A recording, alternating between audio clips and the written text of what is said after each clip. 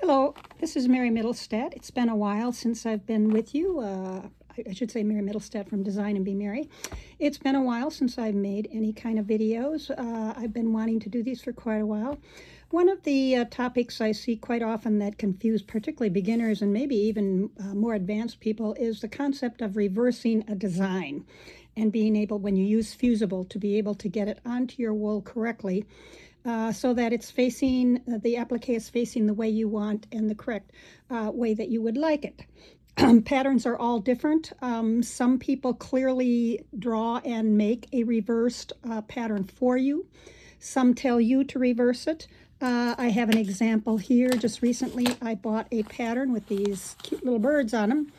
And while she makes a reference in the instructions to the fact that you want to make sure they're going the right way, she really doesn't explain to you how you might do this. And that's where it's really difficult for beginners to figure this out. And I even get confused at times when I don't think it through.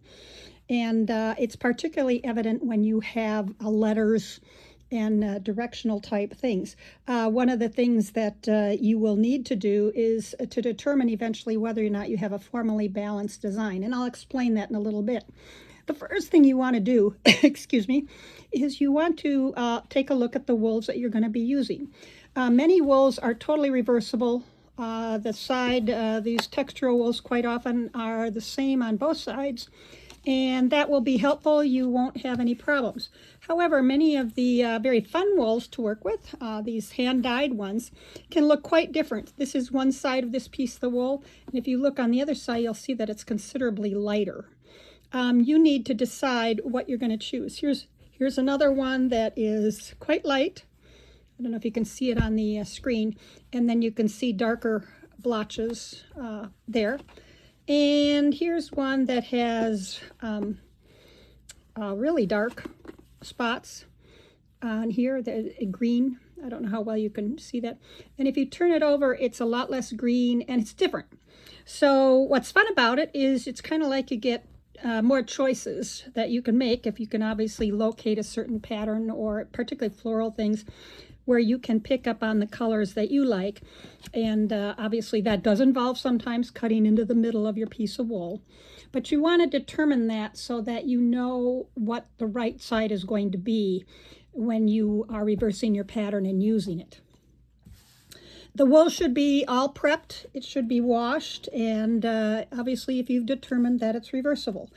The next step is to figure out if your design is something that has to be reversed. Some designs do not. If they are formally balanced, this is just my most recent pattern, and all of these are formally balanced. You could basically cut them down the line and they would be identical on each side.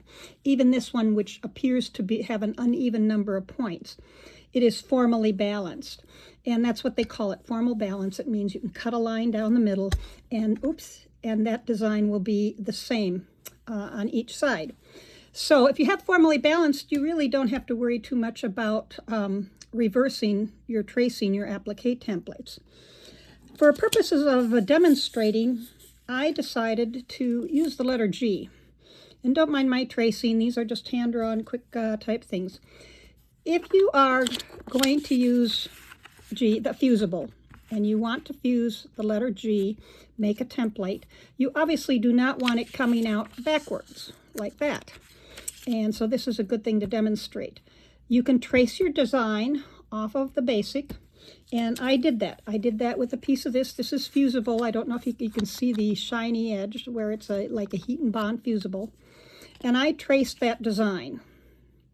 If I were to go and put that and press that onto this piece of wool, I will come out with my design being backwards. And that has nothing to do with the backing of your the background of your wool, other than your personal choice.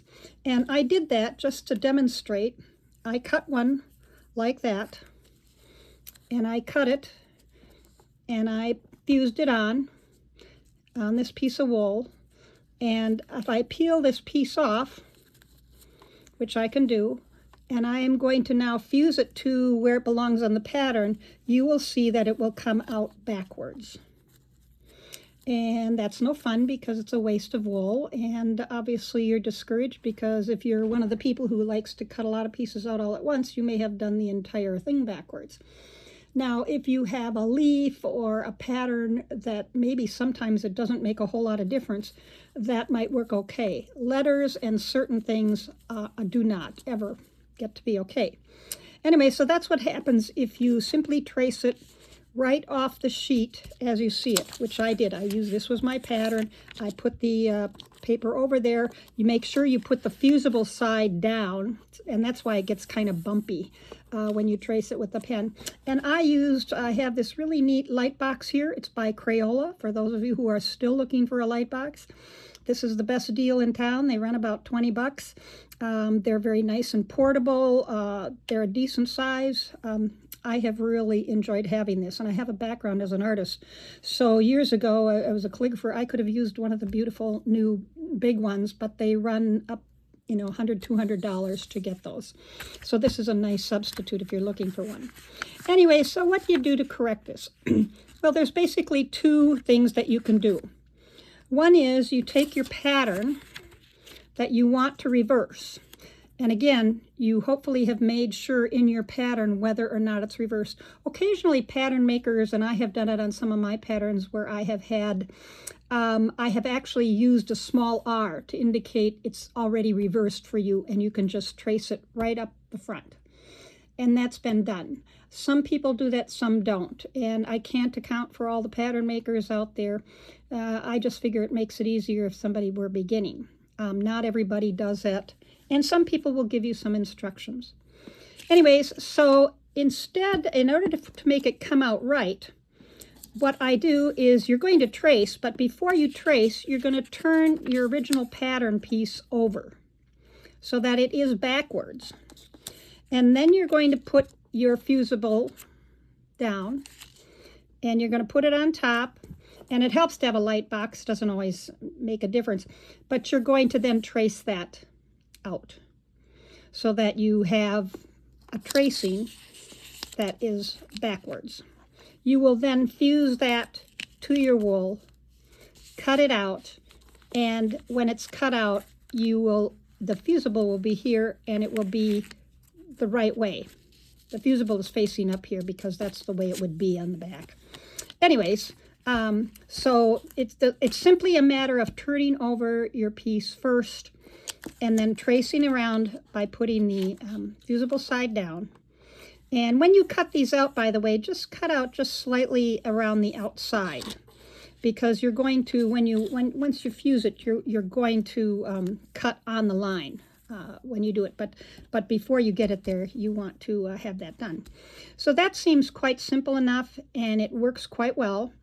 There is another way that I have developed when I am having a bad cognitive day, and I have some health issues that occasionally leave me that way, and I just am muddled in my brain. I, long time ago, decided, and because I use fusible, I should say that because I use fusible on most of my wool, I found that I could take my shape and I could estimate a piece of wool that I would be using, maybe a 3x3 square or a circle. And I would cut out that wool, and I would put a piece of fusible on the back of the wool. Okay, this is the piece I'm going to try and cut this out here. I just put it on the back of the wool ahead of time. So the fusible is applied. You can see that the fusible is applied. Leave the backing on. At that point, take freezer paper, trace around your pattern as it is, and simply fuse the freezer paper to the top. So you have a little sandwich. You have fusible on the back, you have your wool, and then you have your template, your design going the correct way. All you have to do at this point is simply cut out the template. When you get to the back, you'll just peel off, and you have your fusible on the right side. It just removes the thinking if it's mind-boggling to you to have to remember to flip one over. This way, just apply it. Obviously, you don't want to put fusible on large pieces of your wool if you intend to use them in other ways. But you just need a piece that's small enough And I save all my pieces. If I would cut this off, I would save this pieces because later on I would use it and cut out a shape, and I already have fusible on it. So I have a whole bag of that ready to go. Obviously this works well. Some people do not use fusible. This whole video is based on the concept that fusible is used. I do believe it helps to keep things in place. It's nice and firm, and it keeps the edges very nice and clean to be able to stitch around later on. Anyways, there isn't really a whole lot more to it other than you've got a choice. You reverse your tracing and turn it over, or you lay and turn over your main design. Use a light box or a window or whatever you have, and you trace your pattern piece on the piece of fusible with the fusible down. You then press that onto your wool and cut it out, and your design will be going the right way. You will have the right letter G. And the other option is to put the fusible on the back of the wool first, and then trace your design as it is, and then simply trace your design as it is on a piece of like freezer paper. You could even use tracing paper if you had to, but basically I find freezer paper is certainly doable because it sticks to the wool.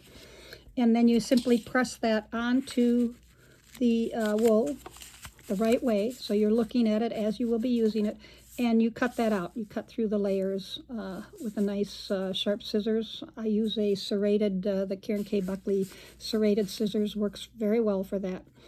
And you remove, once you're done, you just remove the freezer paper once you're done cutting, and then you remove the back, and you will have your piece going the correct way. I hope this has been helpful to you, those of you who have been wondering how to reverse an item, and that you have found some way that maybe this will help you and make it easier for you to think through. Be sure and tune into my channel for other hints and tutorials. And you can also visit my website, designandbemarried.com, and I do have some tutorials on there and patterns. Anyways, have a great day. Keep on stitching. Thank you.